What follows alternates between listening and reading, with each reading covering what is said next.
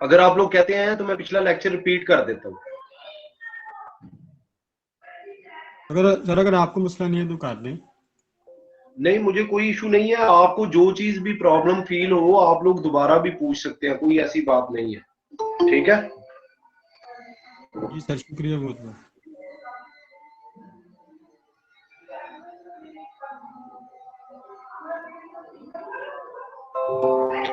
देखिए, हमने last time मैंने आपको बताया था मैट्रिक्स ट्रांसफॉर्मेशन पढ़ रहे हैं। ट्रांसफॉर्मेशन क्या होती है ये लास्ट टाइम बताया था, फिर मैं रिपीट कर देता हूँ। ट्रांसफॉर्मेशन बेसिकली एक वेक्टर स्पेस के एलिमेंट को दूसरी वेक्टर स्पेस के या उसी वेक्टर स्पेस के एलिमेंट्स में चेंज करती है। ठीक है, देखिए जैसे मैं आपको बताता हूँ कि पहले मैं चले आपको बताता हूँ कि ट्रांसफॉर्मेशन बेसिकली एक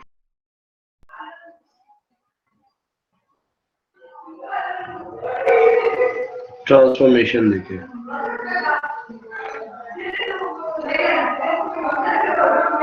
ट्रांसफॉर्मेशन जो है वो एक ऐसा फंक्शन होता है जो एक वेक्टर स्पेस के एलिमेंट्स को दूसरी वेक्टर स्पेस के एलिमेंट्स में चेंज करता है। ठीक है, यहाँ पे W, V और W दोनों क्या है, वेक्टर स्पेसेस है। और वेक्टर स्पेस आपने पढ़ी है ना, ऐसा सेट जो क्या करे, 10 प्रॉपर्टीज सेटिस्फाई करे।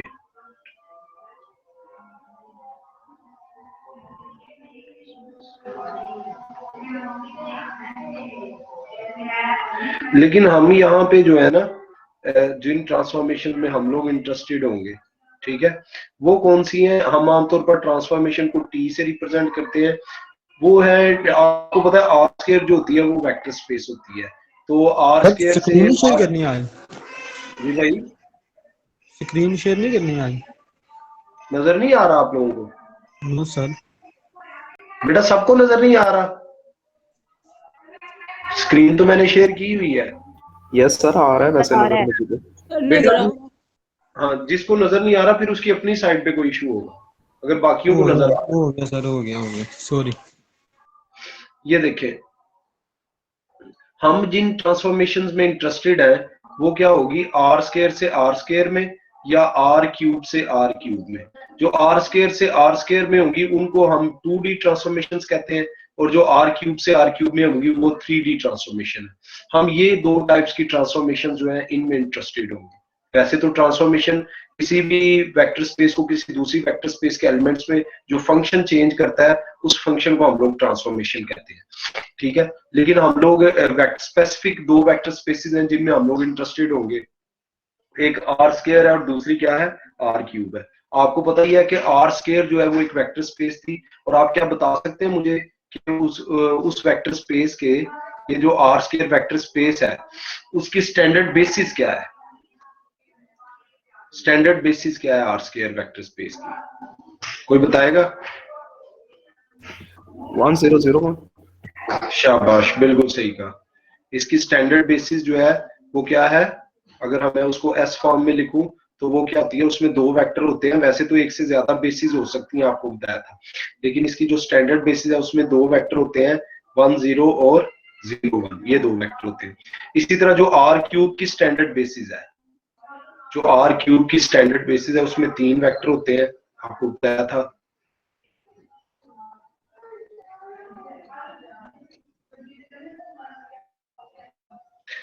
अगर मैं उसको एस रिप्रेजेंट करूं, किसी भी सेट से आप लोग रिप्रेजेंट कर सकते हैं, तो उसमें तीन वेक्टर होते हैं, 1 0 0, क्योंकि ये 3 डायमेंशनल है। ठीक है, तो इसमें क्या होंगे, तीन वेक्टर होंगे, 1 0 0, 0 1 0 और 0 0 1। ठीक है, ये आर स्क्वायर की स्टैंडर्ड बेसिस है, ये आर क्यूब की स्टैंडर्ड बेसिस है। अब जो ट्रांसफॉर्मेशन है, पहले हम आर जो भी जिस तरह डिफरेंट टाइप्स ऑफ ट्रांसफॉर्मेशन है, तो जो भी हम जिस टाइप की हम ट्रांसफॉर्मेशन लेंगे, पहले हम आर स्क्वायर की ट्रांसफॉर्मेशन को चेक करेंगे, फिर आर क्यूब की। ठीक है, जो फर्स्ट टाइप की ट्रांसफॉर्मेशन हम लोग इस वक्त ले रहे हैं वो है रिफ्लेक्शन।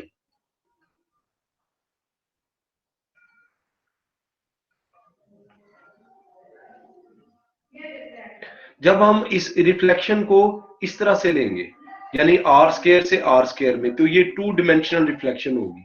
ठीक है। तो ये जब ये जो रिफ्लेक्शन होगी इसको हम कहते हैं 2D रिफ्लेक्शन। ये किसी लाइन के अबाउट होती है, अबाउट अ लाइन होती है, ठीक है। जो 2D में रिफ्लेक्शन होती है वो अबाउट अ लाइन होती है, जो 3D में रिफ्लेक्शन होती है वो अगेंस्ट द प्लेन होती है या अबाउट द प्लेन होती है।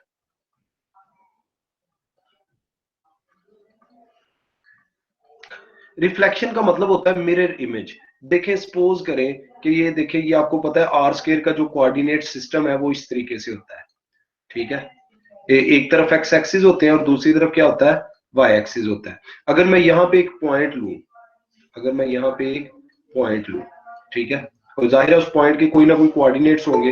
हम सपोज कर लेते हैं कि उसके कोऑर्डिनेट्स क्या है, एक्स वाई है। उस पॉइंट के कोऑर्डिनेट्स क्या है, एक्स वाई है, ठीक है। अब अगर एक्स वाई है, अब अगर मैं एक्स एक्सिस के अगेंस्ट, ये आपको पता है ये वाला जो है इसको एक्स एक्सिस बोलते हैं और ये वाला जो है इसको क्या बोलते हैं, वाई एक्सिस बोलते हैं। अगर मैं एक्स एक्सिस के गिर्द इसका रिफ्लेक्शन लेता हूं तो ये देखिए एक्स एक्सिस ये लाइन है और लाइन के उस तरफ मैं जाऊंगा तो उतना ये इधर आ जाएगा, ठीक है, ये पॉइंट।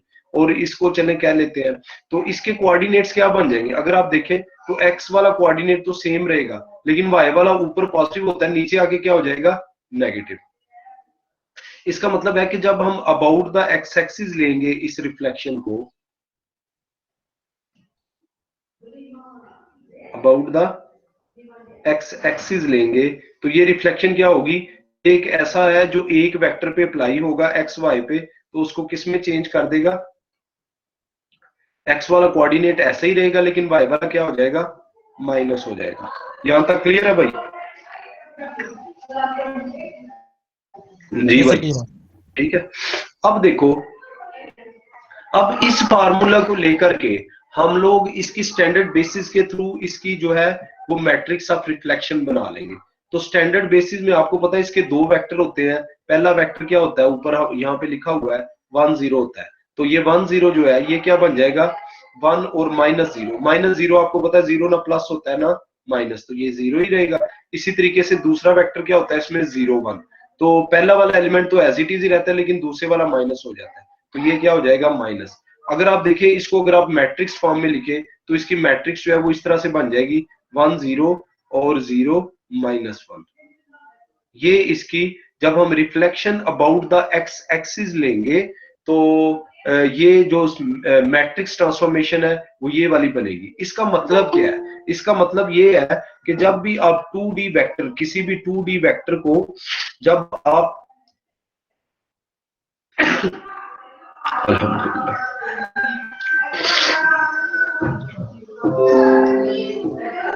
किसी भी 2D वेक्टर को जब आप इस मैट्रिक्स से मल्टीप्लाई करेंगे तो आपके पास वो reflection about the x axis हो जाएगा। फॉर एग्जांपल ये देखें, अगर मेरे पास ये वेक्टर है, चले वेक्टर में एक्स वाई ले लेता हूं, ठीक है। जो जब भी किसी भी वेक्टर को आप लोग उस फॉर्म में कॉलम वेक्टर की फॉर्म में भी लिख सकते हैं इस तरह से, दोनों का मतलब सेम ही है। तो जब मैं इस वेक्टर को इस मैट्रिक्स से मल्टीप्लाई करूंगा, ये देखें 1 0 0 -1, तो जब मैं इसको इस मैट्रिक्स से मल्टीप्लाई करूंगा तो मेरे पास वही आंसर आएगा जो ट्रांसफॉर्मेशन का आंसर है। यानी ये देखिए, आप अगर इसको मल्टीप्लाई करना आता है आपको तो इसका आंसर आएगा x और -y। तो ये देखिए, अगर आप देखें तो ये मैट्रिक्स, ये जो ट्रांसफॉर्मेशन है ये यही नहीं कर रही कि x वाले कोऑर्डिनेट को ऐसे ही रहने देती है और y वाले कोऑर्डिनेट को क्या कर देती है, माइनस से मल्टीप्लाई कर देती है। क्लियर हुआ भाई? Yes sir. नेक्स्ट हम देखते हैं about the line y axis. ये about the line x axis था, about the line y axis. ये देखिए इसी रिफ्लेक्शन को देखते हैं about the line y axis.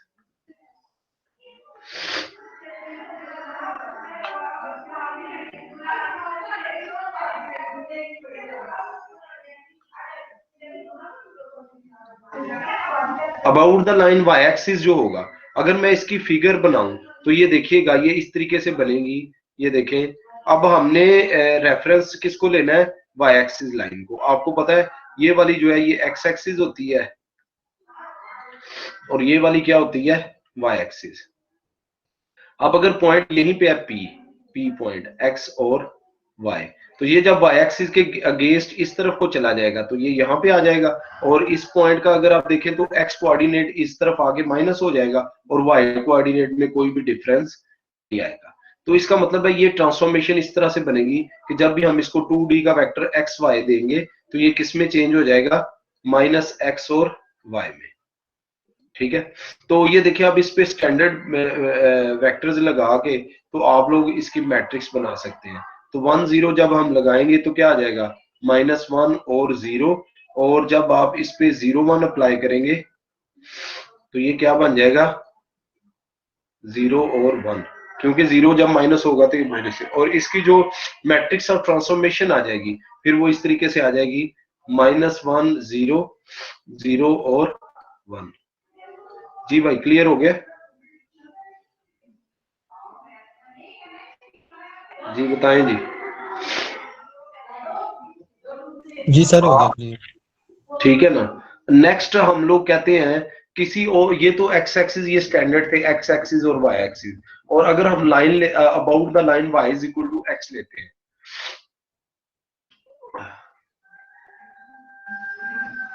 तलीमी अदारे फिर से बंद हो रहे हैं भाई। सर न्यूज तो आई है, न्यूज के अंदर तो यही बताया कि 2 हफ्ते के लिए बंद हो गए।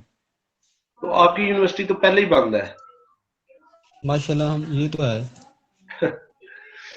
चलें कोई नहीं, आप लोगों को तो फर्क नहीं पड़ना। आपके पेपर पिछली दफा ऑनलाइन हुए थे या के फिजिकली हुए थे? सर सेकंड सेमेस्टर के ऑनलाइन ही हुए हैं, फर्स्ट के हुए थे फिजिकल। अच्छा अच्छा अच्छा, तो अब क्या आपको मतलब इंटीमेशन है, ऑनलाइन होने हैं या? सर अभी तक तो मतलब जो सोर्सेज हैं यही पता चल रहा है कि ऑनलाइन होंगे, अच्छा, बाकी का कोई पता नहीं है, जो अल्लाह को मंजूर। चले अल्लाह बेहतर करे। आप लोग हर तरीके से तैयारी रखें ना, आप लोग लाइक बच्चे हैं, ठीक है ना, तो तैयारी रखें, तो चाहे ऑनलाइन हो चाहे फिजिकल हो आप लोग कर लेंगे। सर वैसे आपने कितना को पढ़ाना है वैसे इसका? और इसका मेन एक और टॉपिक रह गया, आइगन वैल्यूज और आइगन फंक्शंस वाला, तो आइगन वैल्यूज और आइगन वेक्टर्स वाला, ठीक है, फिर आपका सिलेबस कवर्ड है। आपकी कब तक क्लासेस चल रही है? सर हमें तो तकरीबन मेरे ख्याल से बताया 29 मार्च तक पेपर है हमारे। अच्छा, मेन एक टॉपिक है, वो एक चैप्टर है आगे, आइगन वैल्यूज और आइगन वेक्टर्स वाला। लेकिन ये वाला जो टॉपिक मैं आपको करा रहा हूँ इसमें जस्ट आपको ये फार्मूलाज याद रखने की जरूरत है, ये वाले, ठीक है, ये मैट्रिक्स वाले, और इसके क्वेश्चन बहुत ही आसान है, या तो ऑब्जेक्टिव टाइप है या शॉर्ट क्वेश्चन है, लॉन्ग क्वेश्चन कोई भी नहीं है इसमें, ठीक सर है। आपका जो पेपर होगा सर वो मतलब बुक में से आएगा कि मतलब आप थोड़ा सा चेंज भी करेंगे? नहीं, अगर तो आपका फिजिकल पेपर हुआ ना तो फिर तो मैं एक क्वेश्चन भी अनसीन नहीं डालूंगा, एक क्वेश्चन सिंगल क्वेश्चन भी अनसीन नहीं डालूंगा, ठीक है। लेकिन अगर आप लोगों का पेपर ऑनलाइन हुआ तो फिर एक आध क्वेश्चन तो बनता है, क्योंकि बच्चों के पास तो सारा कुछ पहले से मटेरियल सॉल्व होता है। क्या ख्याल है? मर्जी है सर आपकी। नहीं देखो ना, अगर तो फिजिकल पेपर हुआ ना तो फिर तो मैं एक क्वेश्चन भी अनसीन नहीं दूंगा आप लोग, सारा इस बुक में से जितना जितना आपको कराया ना उसी में से दूंगा। लेकिन अगर आपका पेपर ऑनलाइन हुआ तो फिर एक दो क्वेश्चन हो सकता है कोई, वो भी जिसको ये कॉन्सेप्ट्स क्लियर होंगे वो इजीली सॉल्व कर लेगा। आप इसमें अच्छा ग्रेड ले लेंगे, आप थोड़ा सा फोकस करें इंशाल्लाह ताला। तो इंशाल्लाह। ये देखो, ये अब जो y is equal to line x is equal to y is equal to x line होती है वो ये होती है। अब इसके अगेंस्ट हमने रिफ्लेक्शन देखनी है। अगर ये पॉइंट pxy है तो आप इसको ग्राफ पेपर से पे ड्रॉ करके देख लेते हैं कि आप इनकी जगह चेंज करें तो वो यहाँ पे पॉइंट आ जाएगा और वो क्या हो जाएगा, yx हो जाएगा। यानी आप तो ये इसकी मिरर इमेज बन जाएगा इस तरह से। ये देखिए, जिस तरह इसका मिरर इमेज ये वाला बना था ना इस तरफ पे आके, और ऊपर वाले का इस तरह ये इसका मिरर इमेज बन जाएगा। तो इसका मतलब ये हुआ कि जब ये वाली ट्रांसफॉर्मेशन जो है ये एक्स वाई को किस में चेंज कर देगी, वाई एक्स में, ठीक है।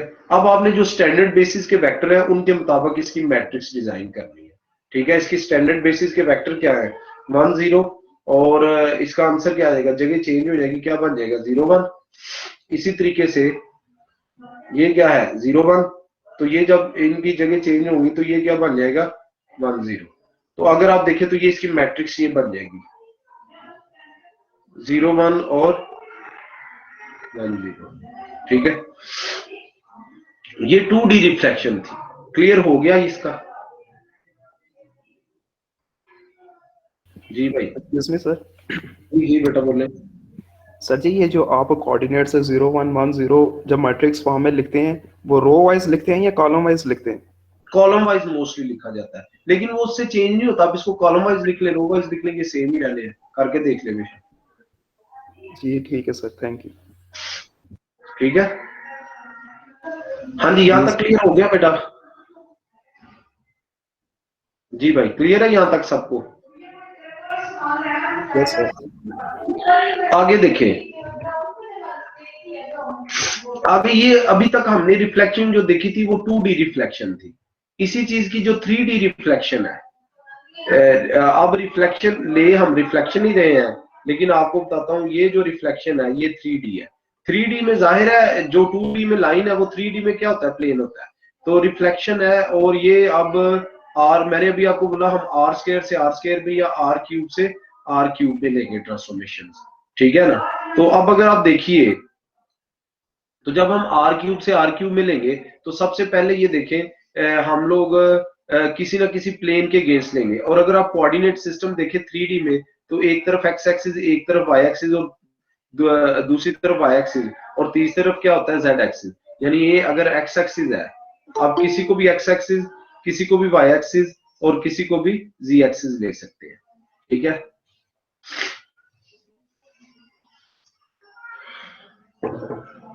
अब जो 3D शेप होती है वो प्रॉपरली यहाँ पे ड्रॉ करना पॉसिबल नहीं होता।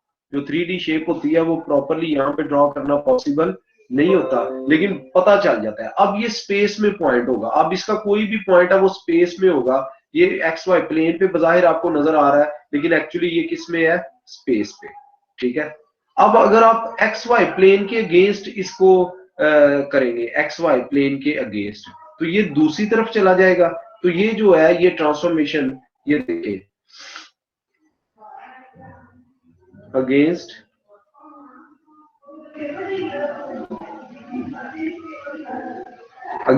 एक्स वाई प्लेन, जो अगेंस्ट एक्स वाई प्लेन है, अगेंस्ट एक्स वाई प्लेन है, वो क्या होगा, अगर वो आपके पास वेक्टर है एक्स वाई और जी। ठीक है ना? तो ये देखिए एक्स और वाई तो सेम रहेंगे इसमें, क्योंकि ये प्लेन के दूसरी तरफ निकल गया, तो जेड वाला जो है वो क्या हो जाएगा, नेगेटिव हो जाएगा। ठीक है ना?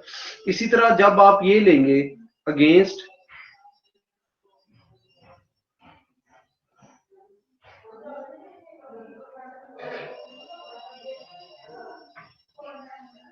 YZ प्लेट,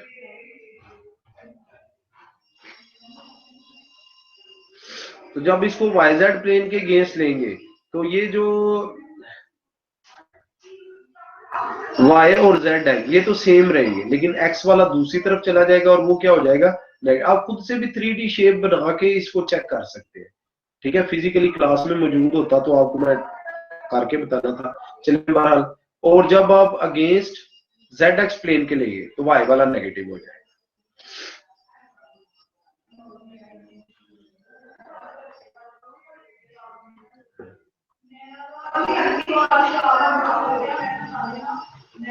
ये देखिए जब आप अगेंस्ट द ZX प्लेन लेंगे, तो ये जो वेक्टर है एक्स वाई जी, ठीक है, ये किसमें चेंज हो जाएगा, इसमें x सेम रहेगा, y वाला जो है वो नेगेटिव हो जाएगा, और z वाला जो है वो भी सेम रहेगा। अब आपको बताया जब हम मैट्रिक्स बनाते हैं तो हम इसके स्टैंडर्ड जो बेसिस के वेक्टर हैं उनको ट्रांसफॉर्म करते हैं। तो इसका जो स्टैंडर्ड बेसिस का वेक्टर है वो क्या है, 1 0 0। ठीक है, तो वो क्या बन जाएगा, 1 0 0। ठीक है ना? क्योंकि 0 नेगेटिव होगा तो वो इसका नेक्स्ट वेक्टर कौन सा है, 0 1 0। मैंने ऊपर लिखे है ना R3 के वेक्टर्स। ठीक है, तो ये भी क्या रहेगा, 0 1 0, क्योंकि लास्ट वाला नेगेटिव होना है तो वो वाला। फिर इसी तरीके से ये जो थर्ड वाला है ये क्या है, 0 0 1, तो ये क्या बन जाएगा, 0 0 -1।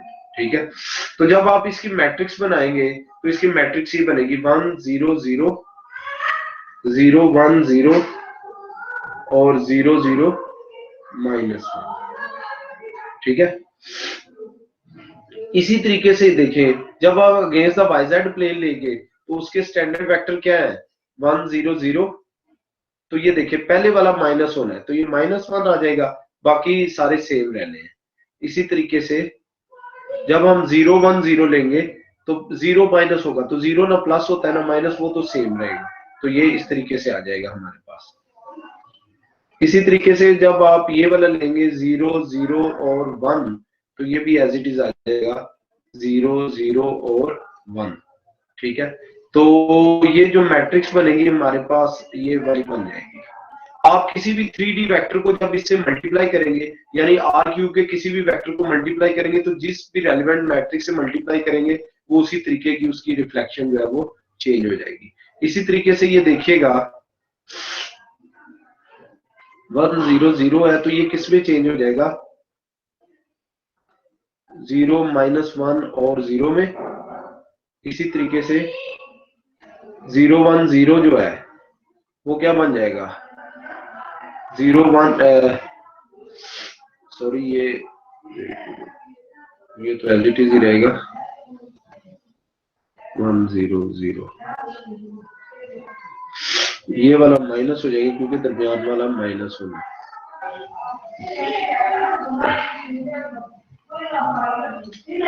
तो ये क्या हो जाएगा, तो ये हमारे पास जो मैट्रिक्स बनेगी वो इस तरह की बनेगी 1 0 0 0 -1 और 0 0 0 और 1। हाँ जी, ये रिफ्लेक्शन की मैट्रिसेस थी। किसी को कोई इशू हो तो पूछ लो।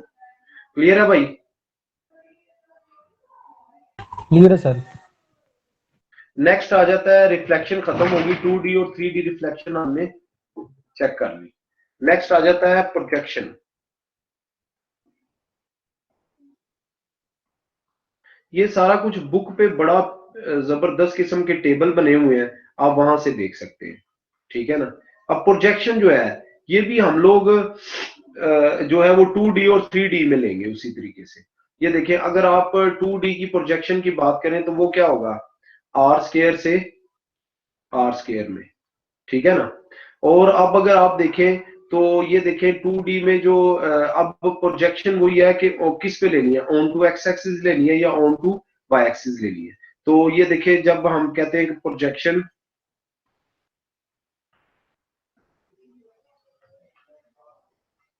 ऑन टू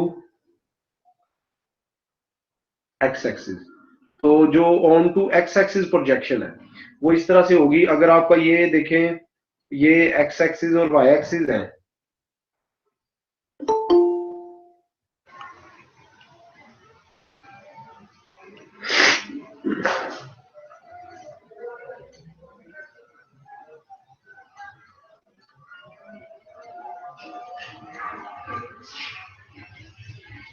ये देखें ये एक्स एक्सिस है और ये क्या है वाई एक्सिस, और पॉइंट है ये देखें ये पॉइंट है एक्स वाई।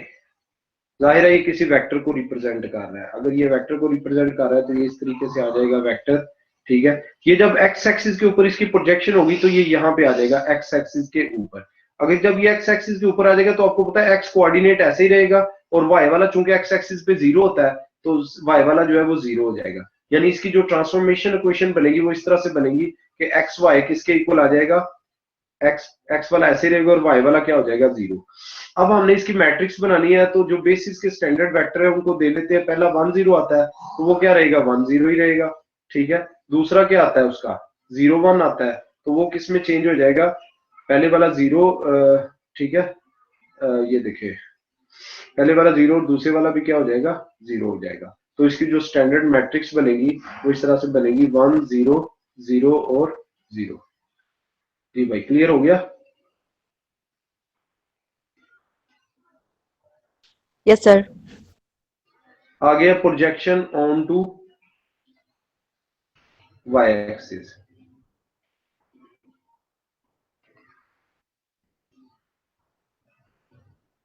जो projection on to Y axis है ये बिल्कुल उसी तरीके से है, सिर्फ इसमें ये है कि वो एक्स एक्सिस के ऊपर हमने वेक्टर ड्रॉ कर लिया था और ड्रॉप कर लिया था और ये एक्स वाई एक्सिस पे हो जाएगा। अब आपको पता है ये क्या है, ये एक्स एक्सिस है और ये क्या है, ये वाई एक्सिस है और यहाँ पे पॉइंट है अगर पी एक्स वाई, ठीक है, तो ये इसका वेक्टर बन रहा है। तो ये जब वाई एक्सिस पे प्रोजेक्ट होगा तो ये यहाँ पे आ जाएगा, ये देखिए इस तरीके से, और यहाँ पे ये जो इसका एक्स कंपोनेंट है वो 0 हो जाएगा और वाई एज इट इज ही रहेगा, ठीक है ना।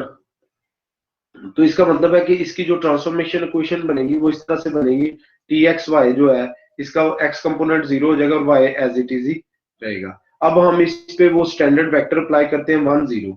तो 1 0 में अगर आप देखें तो पहले वाला 0 हो जाएगा और दूसरे वाला एज इट इज रहेगा, तो वो तो 0 है पहले ही। इसी तरीके से जब हम 0 1 अप्लाई करेंगे तो ये देखें पहले वाला 0 हो जाएगा, वो पहले ही 0 है, दूसरे वाला एज इट इज रहेगा जो 1 है। तो इसकी जो मैट्रिक्स बनेगी हमारे पास, मैट्रिक्स ऑफ प्रोजेक्शन, वो बनेगी 0 0 और 0 1। जी भाई क्लियर हो गया? Yes sir. आगे देखिए ये थी प्रोजेक्शन आर स्क्वायर से आर स्क्वायर में, और अगर हम प्रोजेक्शन लेते हैं आर क्यूब से आर क्यूब में, ये देखिएगा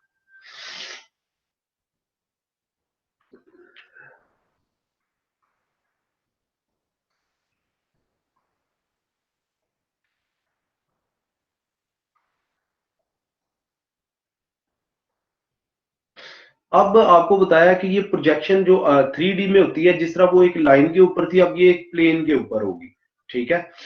प्लेन के ऊपर इस तरीके से होगी, अब ये या तो प्लेन पे होगी और वो वेक्टर जो है वो 3D में है सपोज। तो जब वो एक्स वाई प्लेन के ऊपर आके ड्रॉप होगा तो उसका जेड कंपोनेंट जो है वो 0 हो जाएगा। जब वो वाई जेड प्लेन के ऊपर आके ड्रॉप होगा तो उसका एक्स कंपोनेंट 0 होगा। इसी तरह जब वो एक्स जेड प्लेन के ऊपर आके ड्रॉप होगा तो उसका जो वाई कंपोनेंट है वो 0 हो जाएगा। तो ये देखिएगा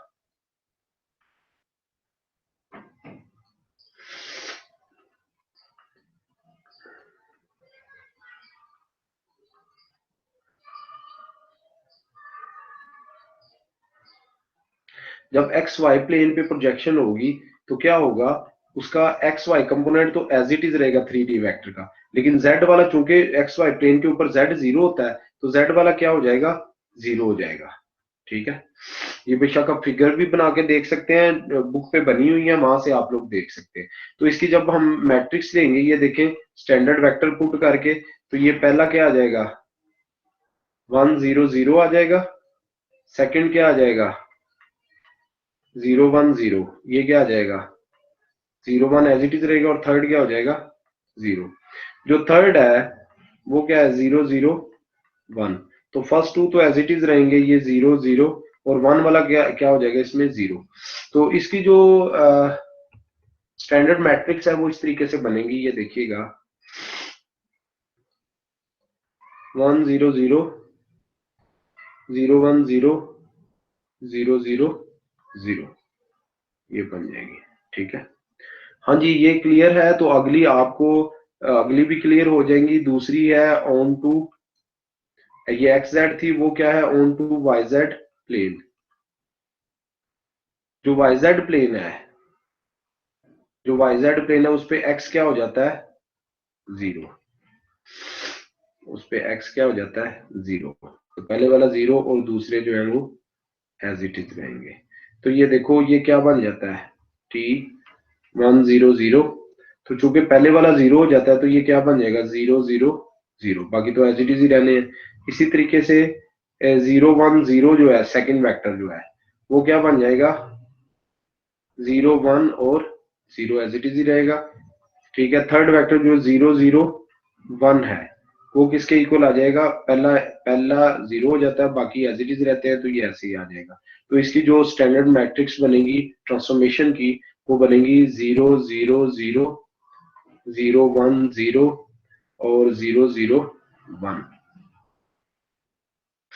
नेक्स्ट आ जाता है onto z x plane. Sir इनमें से एक की डायग्राम बना दें 3D वाली की। अच्छा वैसे मैंने आपको बताया ये बुक पे बनी हुई है, लेकिन मैं अभी आपको ड्रॉ करके बताता हूँ, क्योंकि जो 3D की डायग्राम है उसको ड्रॉ करना थोड़ा सा इसलिए मुश्किल होता है कि वो एग्जैक्ट आपके पास जो कागज होता है वो 2D का होता है, तो वो z एक्स, चले मैं आपको ड्रॉ कर देता हूँ। इस पे देखें x वाला एज इट इज रहेगा, y वाला 0 हो जाएगा और z वाला भी एज इट इज रहेगा, क्योंकि x साइड प्लेन के ऊपर आके गिरता है तो इसमें y कंपोनेंट जो है वो 0 हो जाएगा। ठीक है, तो इसकी मैं स्टैंडर्ड मैट्रिक्स बना के आपको बना देता हूँ, ये देखिएगा। अगर हम इसकी स्टैंडर्ड मैट्रिक्स लें तो ये 1 0 0 हो जाएगा। तो ये देखें, आपको पता है 1 तो ऐसे दरमियान वाला 0 और सेकंड थर्ड वाला भी ऐसे ही। इसी तरीके से जब हम 0 1 0 लेंगे तो पहला और आखिरी ऐसे ही दरमियान वाला 0 हो जाना है, तो पहला और आखिरी पहले 0 है, दरमियान वाला भी क्या हो जाएगा 0 हो जाएगा। जब हम थर्ड वेक्टर की लेंगे 0 0 1 तो ये क्या बन जाएगा 0 0 और 1 ही आ जाएगा। तो इसकी जो मैट्रिक्स ऑफ ट्रांसफॉर्मेशन है वो इस तरह से आ जाएगी 1 0 0 0 0 0 और 0 0 1 आ जाएगी। ठीक है, अब देखिए अगर हम इसको ड्रॉ करें तो ये पहले एक्स वाई प्लेन का ही देख लेते हैं। तो ये देखिएगा वेक्टर जो है चूंकि स्पेस में होगा, लेकिन यहाँ पे स्पेस में शो करना पॉसिबल नहीं है क्योंकि आपके पास जो स्क्रीन होती है वो 2D होती है। तो ये देखिए अगर ये एक्स एक्सिस है, ये वाई एक्सिस है, ये चले जेड एक्सिस ऊपर की तरफ ले लेते हैं, और ये क्या है वाई एक्सिस है। पॉइंट है 3D के अंदर एक्स वाई और जी, ये स्पेस में है। ये पॉइंट जब इस प्लेन के ऊपर आके गिरेगा, ये पॉइंट इस प्लेन के ऊपर आके गिरेगा, तो ये जो एक्स वाई प्लेन होता है, ये देखें ये एक्स वाई प्लेन है, ये वाला जो है, ये जो एक्स वाई प्लेन होता है इस पे जेड की वैल्यू क्या होती है 0। इसके एक्स और वाई कोऑर्डिनेट तो एज इट इज रहेंगे क्योंकि एक्स का डिस्टेंस इसका सेम रहेगा, वाई का डिस्टेंस भी सेम रहेगा, लेकिन जेड का ऊपर की तरफ डिस्टेंस था वो जब नीचे आके गिरेगा तो जेड वाला कंपोनेंट क्या हो जाएगा 0 हो जाएगा। अब पता चला ये वाला कैसे बना है फिगर से, Yes, sir. पता चला कि नहीं। इसी तरीके से जब ये YZ प्लेन के ऊपर गिरेगा तो इसका x कंपोनेंट 0 हो जाएगा। इसमें अगर आप देखें तो x कंपोनेंट जो है वो 0 है। इसी तरीके से जब ये ZX प्लेन के ऊपर आके ड्रॉप होगा, प्रोजेक्शन यही है ना कि किसी प्लेन के ऊपर या किसी लाइन के ऊपर उसने ड्रॉप होना है, तो इसका जब ये ZX प्लेन पे ड्रॉप होगा तो इसका y कंपोनेंट 0 हो जाएगा। तो ये लिखा हुआ है जी भाई, क्लियर हो गया सबको? Yes sir. हाँ जी, ये प्रोजेक्शन थी 2D और 3D की। नेक्स्ट आ जाएगी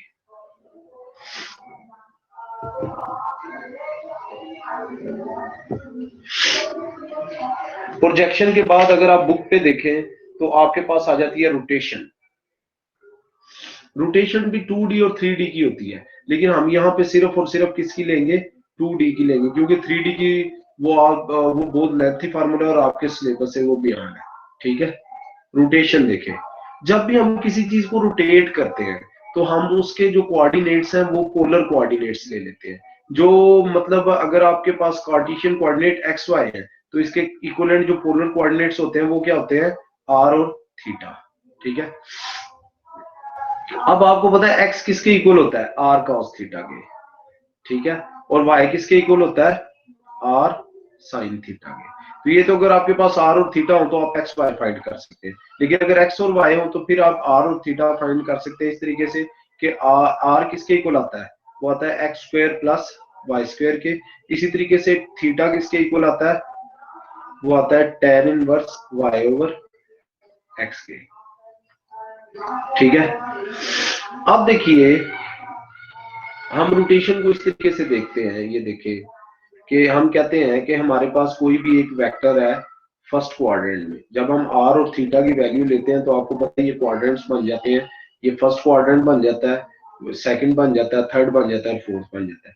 हम कहते हैं एक यूनिट वेक्टर है हमारे पास, क्या है ये यूनिट वेक्टर है।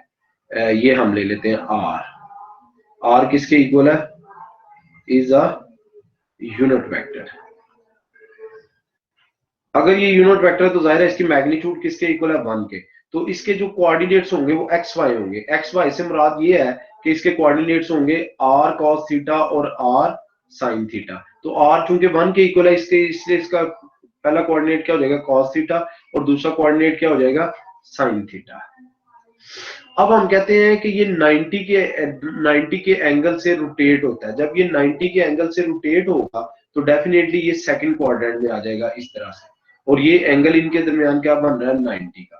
जब ये 90 के एंगल से रोटेट होके इस तरफ को आएगा ये वेक्टर, तो जाहिर है इनका जो एंगल है बेसिकली उसमें जो थीटा था उसमें क्या हो जाएगा, π/2 ऐड हो जाएगा, और जो साइन वाला उसमें भी क्या हो जाएगा, π/2 ऐड हो जाएगी, क्योंकि ये पहले एंगल थीटा था, जो भी था वो ये थीटा था।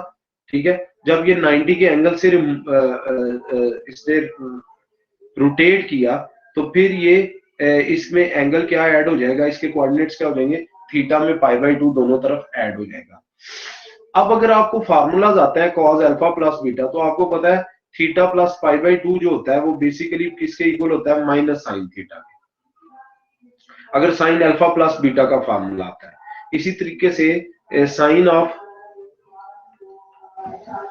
थीटा प्लस π/2 ये किसके इक्वल होता है, cos थीटा के। आप वो फार्मूला लगा के इसको एक्सपेंड कर सकते हैं, cos अल्फा प्लस बीटा किसके इक्वल होता है, cos alpha cos beta minus sine alpha sign beta. इसी तरह साइन अल्फा प्लस बीटा होता है sine alpha cos beta plus cos alpha sign beta. याद है कि नहीं? जी सर। इसका मतलब है कि ये यूनिट वेक्टर की ट्रांसफॉर्मेशन जो है, इसमें जब हमने रखा था वेक्टर, क्या रखा था, cos थीटा और साइन थीटा, तो उसको ट्रांसफॉर्मेशन ने उसको किस में चेंज कर दिया है, माइनस साइन थीटा और cos थीटा।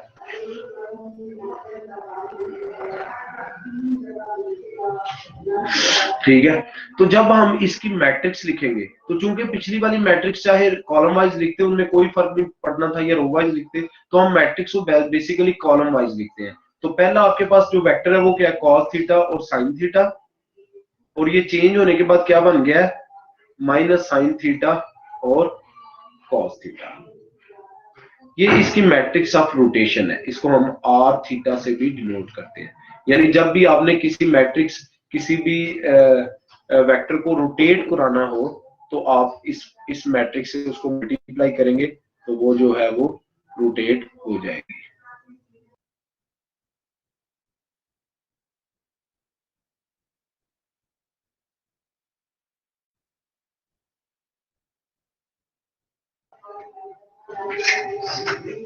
जी भाई, क्लियर हो गया?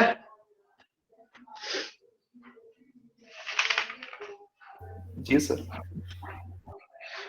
ठीक है, ये आपने याद करनी है मैट्रिसेस, ये बन कैसे रही है ये मैंने आपको बता दिया। अच्छा, इसकी जो 3D रोटेशन है, वैसे उसका फार्मूला जो है वो बड़ा हैवी मैट्रिक्स का बनता है, लेकिन उसने बाकी चीजों को जो है ना कांस्टेंट करके तो एक चीज को सिर्फ रोटेट कराया है। तो अगर आप टेबल पे देखें तो आपको पता चल जाएगा, वो याद रखनी आसान है। अगर वो एक्स एक्सिस के गिर्द रोटेट करेंगी तो एक्स की जगह 1, बाकी सारे 0 0, और यही मैट्रिक्स उसकी यानी बाकी जो 4 एंट्रीज है उस पर आ जाएगी। इसी तरह वाई एक्सिस पे वाई वाली जो है 0 1 0 आ जाएगी, और बाकी उस पे ये चारों कॉर्नर्स पे यही मैट्रिक्स आ जाएगी। इसी तरीके से जब आप इसको जेड एक्सिस पे रोटेट करेंगे तो फिर यही मैट्रिक्स जो है वो आ जाएगी स्टार्ट में। ठीक है, जेड वाला वेक्टर जो है वो एज इट इज रहेगा। ये आप लोग जस्ट एक नजर देख लीजिएगा, ज़हन में रख लीजिएगा। नेक्स्ट में आपको कराना है डायलेशन एंड कॉन्ट्रैक्शन, कि डायलेशन क्या होती है और कॉन्ट्रैक्शन क्या होती है। डायलेशन क्या होती है और कॉन्ट्रैक्शन क्या होती है। आप इससे रेलिवेंट जो एक्सरसाइज है वो बहुत ही आसान है। आपको ये मैट्रिसेस अगर याद हुई तो आपने जस्ट और जस्ट क्या करना है, उस मैट्रिक्स से आपने इसको मल्टीप्लाई कर देना, जो गिवन वेक्टर होगा तो आपके पास रिजल्टेंट जो है वो ट्रांसफॉर्मेशन आ जाएगी, ट्रांसमिटेड वेक्टर आ जाएगा। अच्छा, आप लोग इसको देखिए, जस्ट 5 मिनट्स बाद, एग्जैक्ट 5 मिनट्स बाद मैं आपको ये डायलेशन और कॉन्ट्रैक्शन स्टार्ट कराता हूँ। उसके बाद शीयर्स है, और आज इंशाल्लाह ताला ये मैट्रिक्स ट्रांसफॉर्मेशन खत्म हो जानी है। तो नेक्स्ट लेक्चर में, इस सैटरडे को है ना आप लोगों का लेक्चर? हाँ जी, बताइएगा। No sir. इस सैटरडे को नहीं है लेक्चर? नो सर, वो थर्सडे को अब है, लेकिन थर्सडे को आपका लेक्चर नहीं होता। अच्छा, चले फिर वो नेक्स्ट वीक में जो मंडे को लेक्चर आएगा ना, तो उसमें मैं इंशाल्लाह ताला आपको नेक्स्ट चैप्टर स्टार्ट करा दूंगा, और वो भी 1-2 लेक्चर में खत्म हो जाएगा। तो फिर आसान ही है वो भी चैप्टर, अगर आप थोड़ा सा गौर करेंगे तो इससे ज्यादा आसान है जो पहले की है। ठीक है ना? तो फिर इंशाल्लाह ताला जो है वो हमारा सिलेबस कवर हो जाएगा। तो आप लोग एग्जैक्ट 5 मिनट बाद मैं इसको आगे आपको स्टार्ट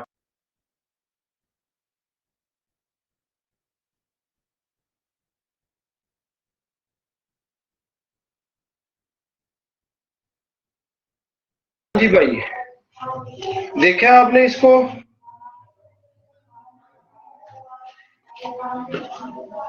हाँ जी, आगे स्टार्ट करूं डायलेशन? जी सर करें। जी ये देखिएगा,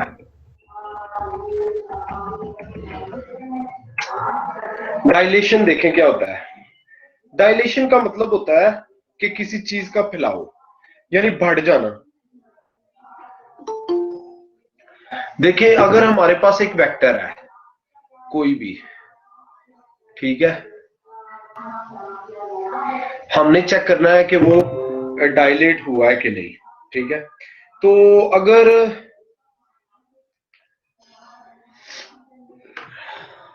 एक मिनट नजर कर लो,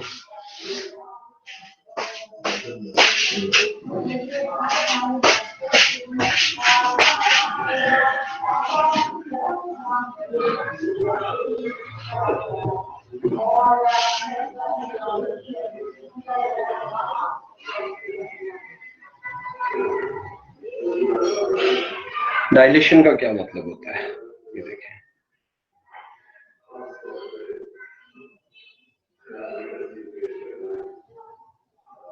कोई मेरे पास वेक्टर है x और y, ठीक है। अब देखें ये अगर डायलेट होता है, डायलेट का मतलब होता है कि बढ़ जाना। जैसे सपोज अगर इसके कोऑर्डिनेट्स ये हैं, ये देखें इसके कोऑर्डिनेट्स ये हैं, अगर एक्स वाई, तो ये वेक्टर इस तरह से हो जाएगा अगर इसके कोऑर्डिनेट्स एक्स वाई हैं। डायलेट का मतलब होता है कि अगर मैं इस पे ट्रांसफॉर्मेशन अप्लाई करूं, ठीक है, तो ये इसकी वैल्यू बढ़ जाए। तो वो उसी सूरत में होती है कि किसी कांस्टेंट से हम इसको भी मल्टीप्लाई कर दें और इसको भी मल्टीप्लाई कर दें, और ये कांस्टेंट जो है that should be greater than 1, क्योंकि अगर ये 1 से स्मॉलर होगा तो जो 1 से स्मॉलर जब किसी चीज से मल्टीप्लाई होता है तो वो उसको और स्मॉलर कर देता है। तो ये इसका मतलब है कि फैक्टर k से डायलेट हो गया, यानी अगर k की वैल्यू सपोज 2 है तो ये वेक्टर जो है ये डबल हो जाएगा, ये यहां तक आ जाएगा और ये क्या बन जाएगा 2x और 2y, ठीक है। इसी तरीके से अगर ये इसकी 3 है तो ये 3 टाइम्स आगे चला जाएगा, यहाँ पे हो जाएगा 3x और 3y, ठीक है। तो हम कहते हैं कि ये फैक्टर k से जो है वो डायलेट हो गया वेक्टर, ठीक है ना। ये हम कहेंगे कि dilation with factor k, k की value should be greater than 1।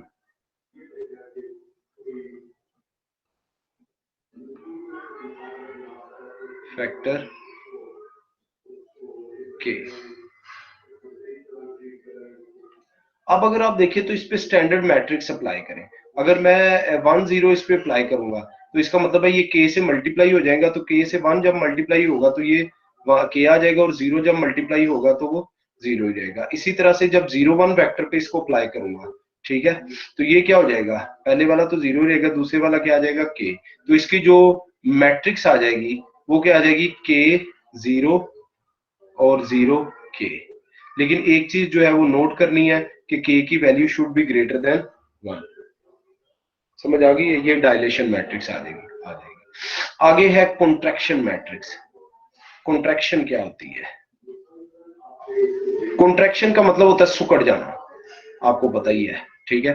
Contraction में ये है कि आप किसी ऐसे फैक्टर से वेक्टर को मल्टीप्लाई करें जिस तरह से इसकी मैट्रिक्स भी यही होगी कि txy, ठीक है, वो क्या हो जाएगी कि k पहला मैट्रिक्स वेक्टर भी k से मल्टीप्लाई हो जाए, दूसरा भी वेक्टर k से मल्टीप्लाई हो जाए, लेकिन इसमें k जो है वो लेस देन 1 होना चाहिए, और नेगेटिव वैल्यू हम लेते नहीं है, और इसका मतलब है कि it should be between 0 and 1, यानी 0 के इक्वल भी हो सकता है, तो फिर ये उसको बिल्कुल ही 0 नल वेक्टर बना देगा, और अगर ये 0 से ग्रेटर होगा लेकिन 1 से लेस होगा तो फिर ये उसको कॉन्ट्रैक्ट कर देगा, ठीक है। जैसे अगर हम इसको 1/2 से वेक्टर को मल्टीप्लाई करेंगे, अगर 1/2 से वेक्टर को मल्टीप्लाई करेंगे और ओरिजिनल वेक्टर जो है वो इस तरीके से है xy, ठीक है ना, तो जब वो 1/2 से मल्टीप्लाई होगा तो हाफ रह जाएगा, यानी यहां तक रह जाएगा, और वो क्या आ जाएगा 1/2x 1/2y, ठीक है।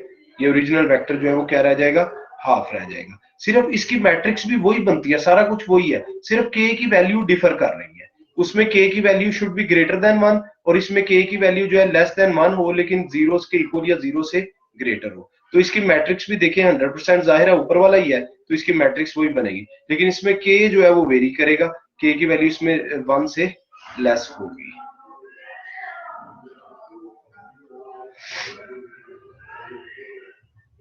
और इसकी मैट्रिक्स भी वही होगी, लेकिन मैटर क्या करती है, k की वैल्यू। जी भाई क्लियर हो गया कॉन्ट्रैक्शन और डायलेशन? हाँ जी भाई, हाँ जी भाई क्लियर हो गया कॉन्ट्रैक्शन और डायलेशन? जी सर, लेकिन सर जी मेरा एक क्वेश्चन था कि हमने ये जो इसका डायलेशन देखा है, इसका फैलाव जो देखा है, तो वो तो एक स्ट्रेट लाइन ही देखी है, तो चारों तरफ भी तो फैलना चाहिए था ना, तो क्या वो हाँ, ऐसा नहीं है पॉसिबल? नहीं उसको हम कॉन्ट्रैक्शन नहीं कहते, उसको वो आ जाता है एक्सपेंशन और कंप्रेशन। जी ठीक है सर। उसको बोलते हैं, आगे हम पढ़ने लगे हैं वही। लेकिन पहले ये डायलेशन थी 2D में, अगर हम यही डायलेशन 3D में देखें तो आपके पास बनी हुई है वो मैट्रिक्स जो है, जाहिर है 3D में 100% यही है।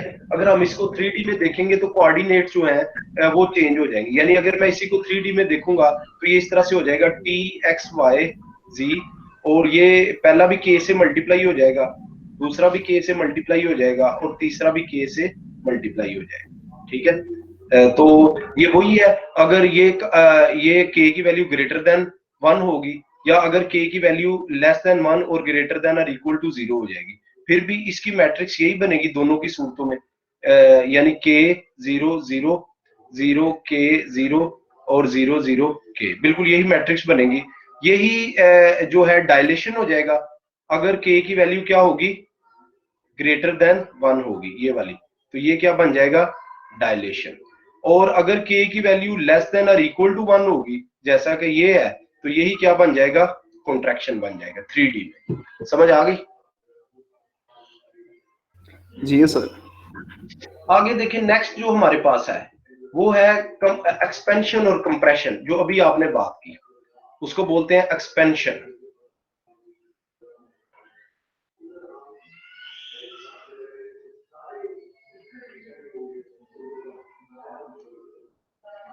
एक्सपेंशन जो है वो है तो इससे मिलती जुलती चीज, लेकिन उसमें ये है कि जब हम ये किसी एक तरफ को एक्सपेंड कर जाए, जब किसी एक तरफ को एक्सपेंड या कॉन्ट्रैक्ट कर जाए, ठीक है, तो उसको हम क्या बोलते हैं, एक्सपेंशन या कॉन्ट्रैक्शन। ठीक है ना।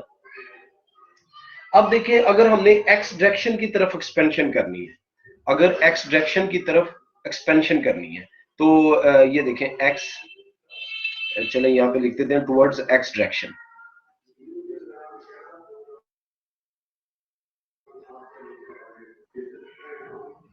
टुवर्ड्स एक्स डायरेक्शन, यानी एक्स डायरेक्शन की तरफ जो है वो क्या हम कह रहे हैं, एक्सपेंशन।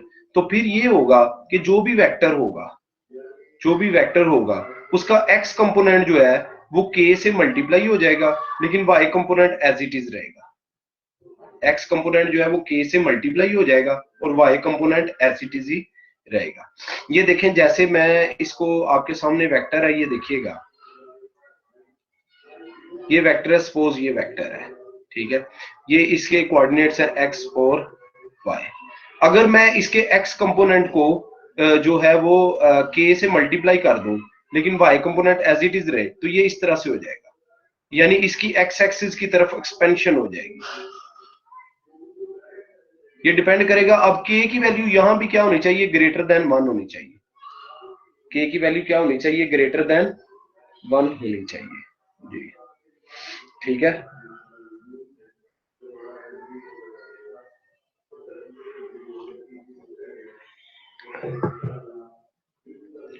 अगर आप देखें तो अगर ये y तो ऊपर वाला ऐसे ही रहेगा, ये ऐसे वैसे हो जाएगा, यहाँ पे फिगर थोड़ी सी, y तो वही रहेगा, तो ये ऐसे हो जाएगा, यहाँ तक y सेम रहेगा।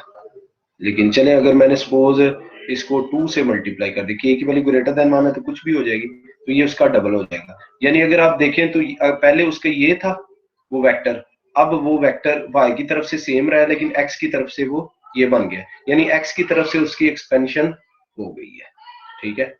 इसी तरीके से टुवर्ड्स वाई डायरेक्शन जब होगा,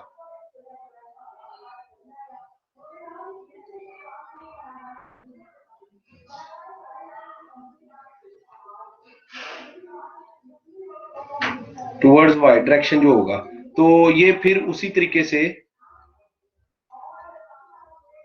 इसका एक्स कंपोनेंट ऐसे रहेगा और वाई वाला जो है वो के से मल्टीप्लाई हो जाएगा, ठीक है। तो ये देखें, अगर आपके पास इस सूरत में वेक्टर जो है, अच्छा इनकी वो भी बनी हुई है मैट्रिसेस भी,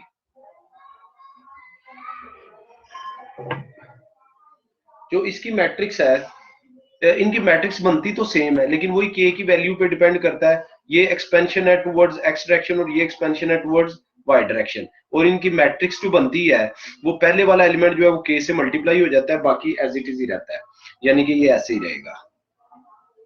एक्स कंपोनेंट जो है इस सूरत में के से मल्टीप्लाई होगा, ये इसकी है एक्सपेंशन की। लेकिन ये जो वाई डायरेक्शन की तरफ होगी, इसका ये जो है x component as it is रहेगा और वाई जो है वो के से मल्टीप्लाई हो जाएगा,